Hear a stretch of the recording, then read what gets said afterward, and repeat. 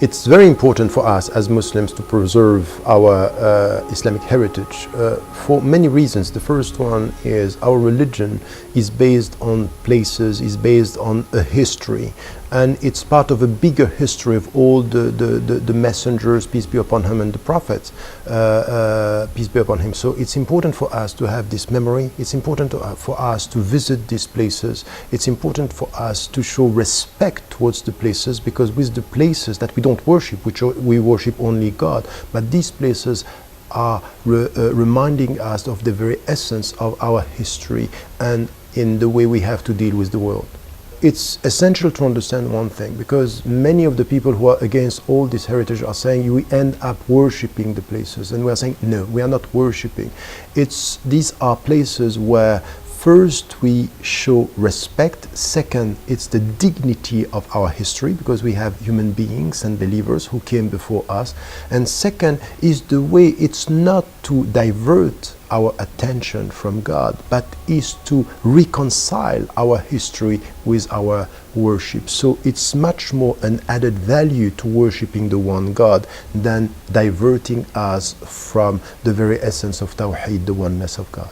The implication of destroying the heritage are huge, because if you look around the world, there is something which is missing in all our educational system, is memory and the knowledge of history. So if you destroy the places where you destroy, in fact you are destroying our memory, you are destroying the science on earth and the science in history. So it's cultural, it's religious, it's spiritual. We are destroying all this. So once again, we are human beings. So all these places are important for us to remember. If we destroy this, we are acting against the richness of our civilization. It's to think that it's enough to go with principles and not to understand that we need to deal with anything which is human in the way we are trying to be believers.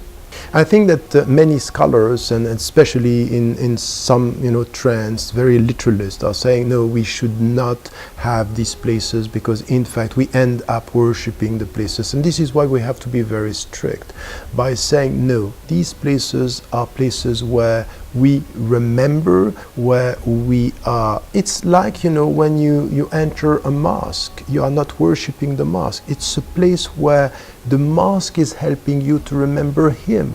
And when you go to places in Saudi Arabia or places in our history where you see what the people did at one point of history in order to remember God. So we have to stress on the fact that we would not accept, in religious terms, anything which is diverting us from the oneness of God. But we need these places. So to all the people who have a very narrow understanding of shirk, we should tell them, no, this shirk is in your perception, is in the way that you think that the oneness of God can be reached without referring to history, without referring to memory. This is not even what we find in the Quran when Allah is telling us siru fil ard wanduru. So you have to travel where, if there is no place just to remember? He is asking us to travel, and you are destroying all our destinations. To travel where? So this could be